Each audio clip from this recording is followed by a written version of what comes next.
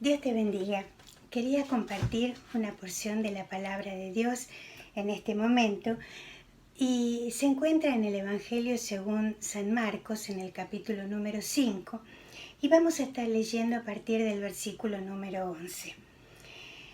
Dice así: estaba allí cerca del monte un gran hato de cerdos paciendo y le rogaron todos los demonios diciendo: envíanos a los cerdos para que entremos en ellos.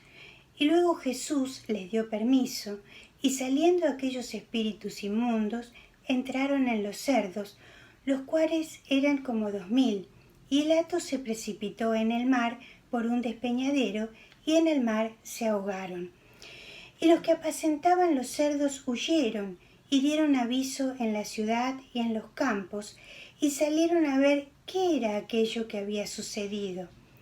Vienen a Jesús y ven al que había sido atormentado del demonio y que había tenido la legión, sentado, vestido y en su juicio cabal, y tuvieron miedo.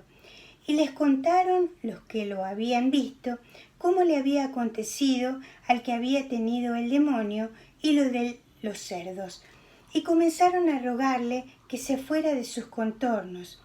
Al entrar él en la barca, el que había estado endemoniado le rogaba que le dejase estar con él, mas Jesús no se lo permitió, sino que le dijo: vete a tu casa, a los tuyos, y cuéntales cuán grandes cosas el Señor ha hecho contigo y cómo ha tenido misericordia de ti. La parte que hemos leído pertenece a la historia del endemoniado gadareno, un hombre que estaba poseído por un espíritu inmundo, o sea, un demonio, y que vivía en los sepulcros. Muchas veces, era una persona que tenía una gran fuerza, así que muchas veces lo habían atado con cadenas y con grillos, y con su gran fuerza los había destruido. Y daba gritos en ese lugar donde se encontraba viviendo, que era en los sepulcros, que estaban hechos en la ladera de las montañas, y asustaba mucho a la gente, y aún con piedras se hería, se lastimaba. Cuando Jesús llegó a la región donde él estaba, dice que él se acercó corriendo y fue y se postró a los pies de Jesús y le dijo, reconociéndolo: Jesús, Hijo del Dios Altísimo, te conjuro por Dios que no me atormentes, porque el Señor le decía: sal de este hombre, espíritu inmundo. El Señor le preguntó a este hombre cómo se llamaba, y él respondió que era una legión, o sea, una gran cantidad de demonios que estaban atormentando la vida de este hombre.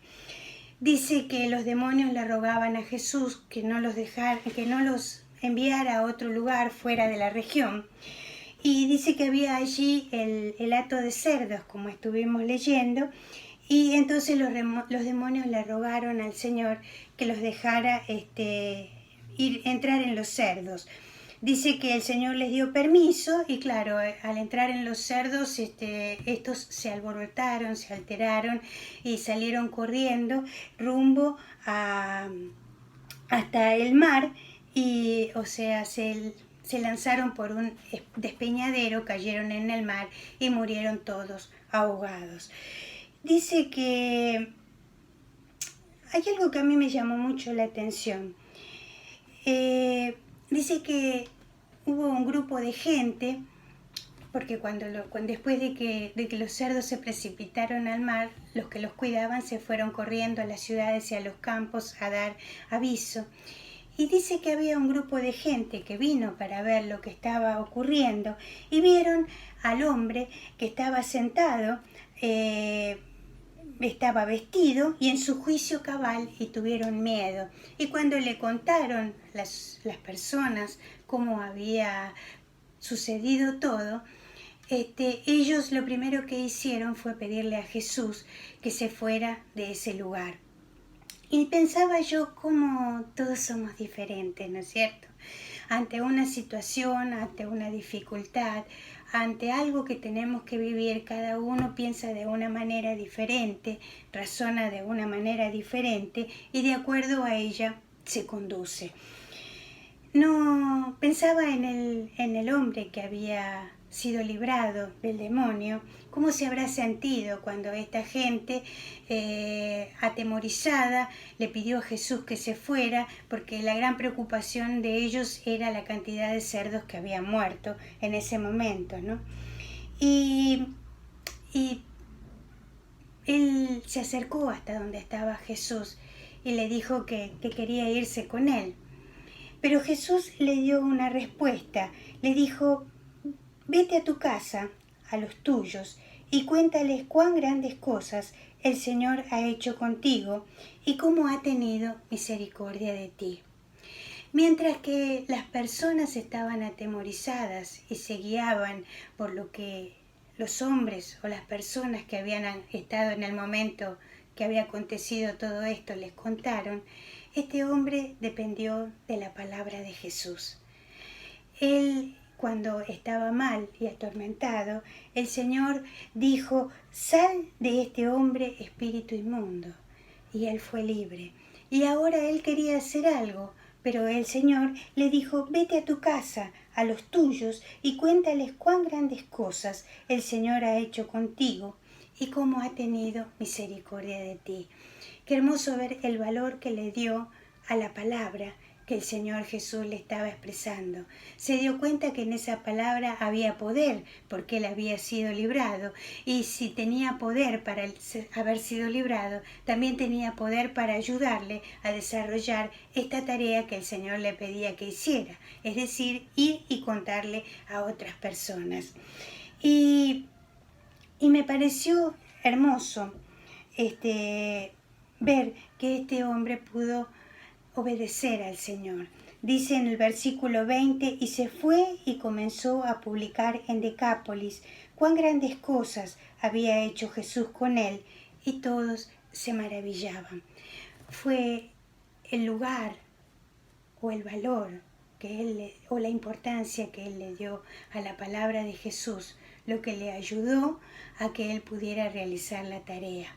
La palabra del Señor tiene poder y esa palabra puede ayudarnos en todas las situaciones de nuestras vidas.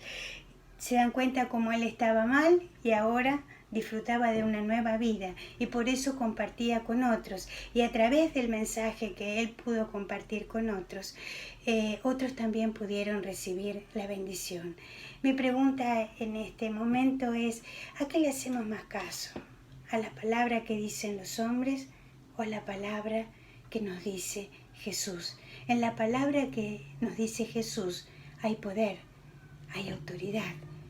Y hay un versículo en el libro de Efesios, en el capítulo número 3, el versículo número 20, que dice: y aquel que es poderoso para hacer todas las cosas mucho más abundante de lo que pedimos o entendemos, según el poder que actúa en nosotros. A él sea la gloria. Bueno, continúa en el versículo número 21, pero según el poder que actúa en nosotros. ¿Qué lugar nosotros le damos a la palabra de Dios? Si usted le da lugar a la palabra de Dios, tenga la plena certidumbre de que cualquier necesidad que usted tenga, el Señor puede estar obrando.